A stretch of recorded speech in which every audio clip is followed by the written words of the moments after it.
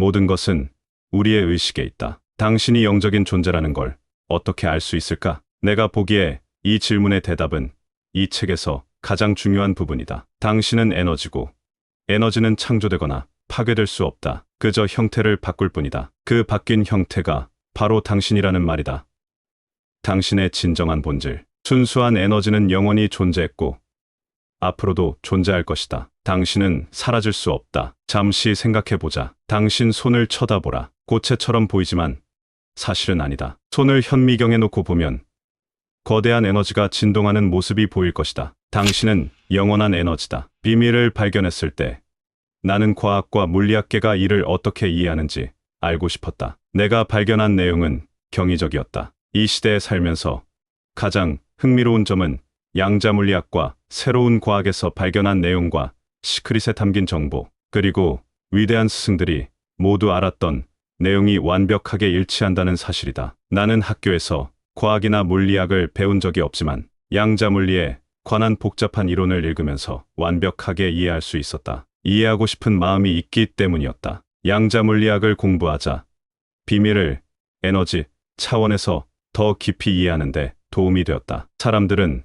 대부분 비밀과 새로운 과학 이론이 완벽히 연관되어 있음을 알고 나면 더 잘 믿게 된다. 어째서 당신이 우주에서 가장 강력한 송신탑이라고 하는지 살펴보자. 쉽게 말해서 모든 에너지는 특정 주파수로 진동한다. 당신 역시 에너지이므로 특정 주파수로 진동하는데 어떤 시점에서 당신의 주파수를 결정하는 것은 바로 생각과 감정이다. 당신이 원하는 것도 모두 에너지로 구성되어 있고 따라서 진동한다. 만물은 본질적으로 에너지다. 놀라운 사실을 알려주겠다. 자신이 원하는 것을 생각하고 그 주파수의 파장을 전송하면 당신이 원하는 것에 담긴 에너지가 바로 그 주파수에서 진동하게 되고 따라서 그것이 당신에게로 가게 된다.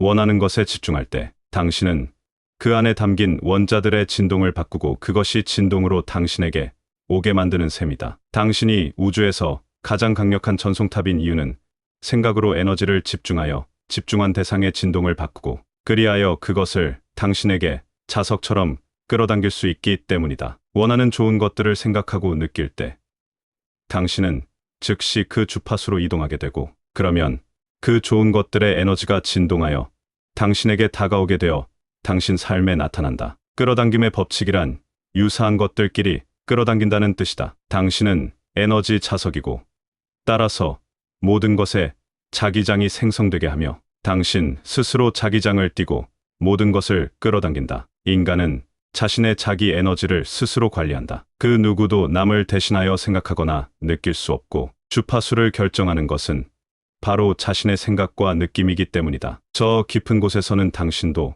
이를 알고 있다. 이제까지 보고 경험한 모든 것을 생각할 때 존재하지 않는 모습이 상상이 가는가? 상상할 수 없을 것이다. 불가능한 일이기에 당신은 영원한 에너지다. 하나뿐인 우주의 마음. 양자물리학은 확증해준다. 양자우주론도 확증해준다. 우주가 본질적으로 생각에서 비롯되었고 우리 주변의 물질은 모두 단지 생각이 고체로 변한 것이라는 점을 결국 우리는 우주의 근원이고 경험으로 자신의 힘을 직접 이해하면 자신의 권위를 행사하고 더욱 더 많이 성취할 수 있게 된다. 무엇이든 창조하라. 내면의 의식에서 모든 것을 알아내라. 우리 의식은 결국 우주를 돌아가게 하는 우주의 의식이다. 몇몇 위대한 스승과 대가들은 해길린 박사가 말했듯 존재하는 모든 것이 사실은 우주의 마음이고 우주의 마음이 존재하지 않는 곳은 없다고 했다. 우주의 마음은 무소부재하다. 완전한 지능과 지혜가 있고 모든 것이면서 동시에 모든 곳에 존재한다. 만물이 곧 우주의 마음이고 그것이 모든 곳에 존재한다면 당신 안에도 있다는 뜻이다. 이것이 무엇을 뜻하는지 이해하도록 도와주겠다. 이것은 가능성은 이미 충분하다는 뜻이다. 모든 지식, 발견, 미래의 발명 등이 모조리 우주의 마음에 가능성으로 잠재되어 인간이 끄집어내길 기다리고 있다. 이제까지의 모든 창조와 발명이 우주의 마음에서 비롯되었다. 그걸 해낸 사람이 인식했든 아니든 어떻게 하면 우주의 마음에서 가능성을 끌어낼까?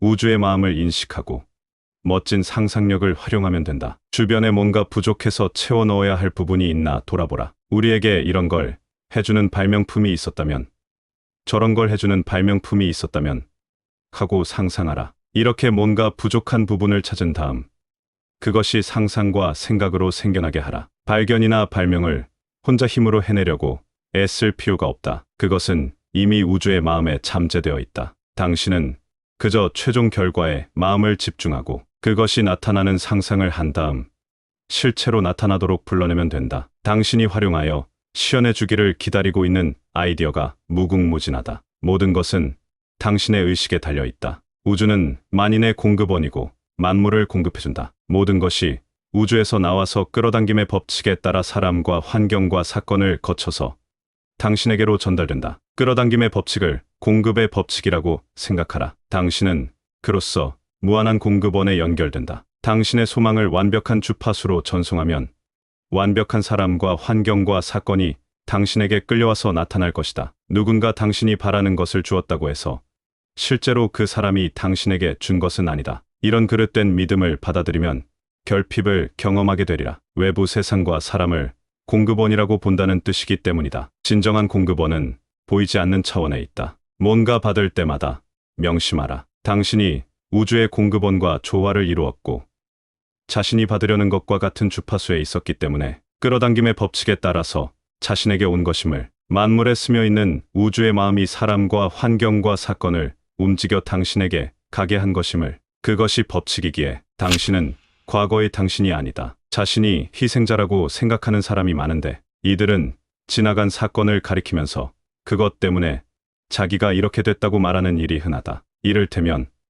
학대하는 부모, 슬하나 문제 가정에서 자랐다는 사실 등을 지적한다. 대다수 심리학자는 85%의 가정에 문제가 있다고 말한다. 결국 그 사람은 그다지 유별나게 자란 게 아니라는 뜻이다. 우리 부모는 알코올 중독자였다. 아버지는 날 학대했다. 어머니는 내가 6살에 아버지와 이혼했다. 그러니까 내 말은 누구나 이런저런 문제가 있다는 말이다. 진정 중요한 문제는 지금 뭘 하려고 하는가 하는 점이다. 지금 뭘 선택하는가 하는 점이다. 계속 과거에 집중하든 혹은 앞으로 원하는 일에 집중하든 우리의 선택이기 때문이다. 자신이 원하는 일에 집중하기 시작할 때 원치 않는 일은 저절로 멀어지고 원하는 일이 다가오기 마련이다. 과거를 돌아보며 지난날의 어려움에 집중하면 지금 자신에게 어려움이 더 많이 찾아오게 될 뿐이다. 어떤 일이 있었던지 다 놓아버려라. 자신을 위해 놓아버려라. 지난 일에 대해 누군가를 탓하거나 앙심을 품으면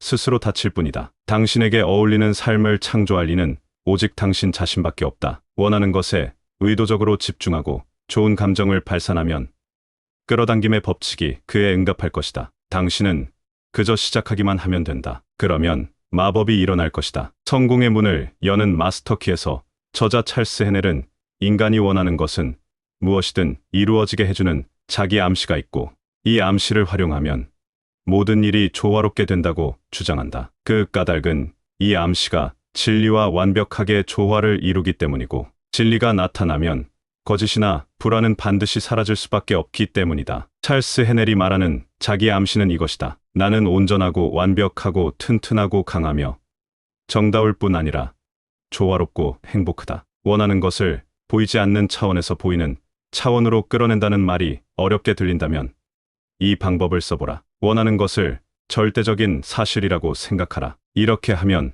번개처럼 소망이 이루어질 것이다. 당신이 요청하는 순간 우주의 영적인 차원에서는 그 소망이 이미 사실로서 존재한다. 그리고 그 차원은 만물을 포용한다. 마음속에서 뭔가 생각해내면 그것은 사실이고 따라서 현실에 틀림없이 나타난다. 당신은 할 수 있다고 생각하는가? 이 지식이 있으면 원하는 건 무엇이든 이루고 해낼 수 있다. 지금까지는 자신이 얼마나 눈부신 존재인지 몰랐을지도 모른다. 하지만 이제 당신은 생각으로서 발명품이든 영감이든 문제의 해답이든 원하는 것은 무엇이든 끌어당길 수 있다. 당신은 표현할 수 없을 정도의 천재이다. 그러니 자신에게 그렇게 말하고 자신이 진정 누구인지 알라. 자신의 생각을 인식하라. 마음은 그냥 내버려 두면 폭주하는 증기기관차가 된다. 지난날의 나쁜 사건을 미래에 투영하면서 과거의 생각 속으로 당신을 끌고 갔다가 다시 미래로 끌고 갈지도 모른다. 이런 통제 불능의 생각 역시 끌어당김의 법칙에 따라 결과를 만들어낸다. 의식이 깨인 상태에서는 현재에 몰입하면서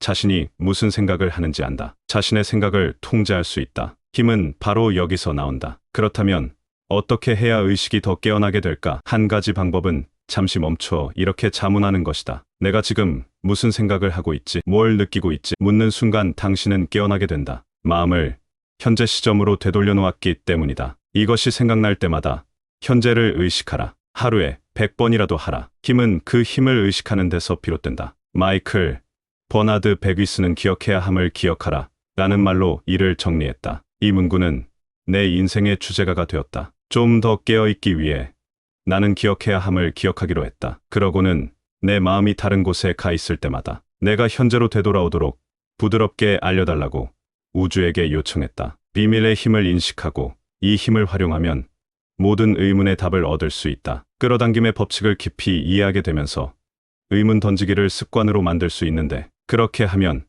의문 하나하나의 답을 얻게 될 것이다. 이 책을 바로 그 목적으로 활용해 보는 것도 좋다. 삶의 어떤 일에 관한 답이나 지침을 얻고 싶다면 의문을 던지고서 답을 얻을 거라고 믿어라. 그러고는 이 책을 집어들고 아무 곳이나 펼쳐봐라. 바로 그 페이지에 당신이 찾는 답과 지침이 나와 있을 것이다. 사실 우주는 당신이 살아오는 동안 내내 당신의 의문에 대답했지만 깨어있지 않으면 답을 받지 못한다. 주변의 모든 일에 주의를 기울여라. 하루 중 언제 당신이 원하는 답이 찾아올지 모른다. 답이 찾아오는 통로는 엄청나게 방대하다. 눈길이 가는 신문 표제가 될 수도 있고 누군가 서로 대화하는 내용이 될 수도 있고 지나가는 차에 붙은 신호나 갑작스러운 영감이 될 수도 있다. 기억해야 함을 기억하라. 그리고 깨어 있어라. 당신의 비밀에 대해 놀라는가? 시크릿의 저자 론다. 버는 우리가 모든 가능성이 있는 에너지를 가진 존재라고 말한다. 모든 것은 본질적으로 에너지다. 당신은 에너지 자석이므로 모든 것에 자기장을 형성하여 자신에게 끌어당기고 당신 스스로 자기장을 띠고 그것을 향해 움직인다. 우리는 영적인 존재다. 우리는 에너지요.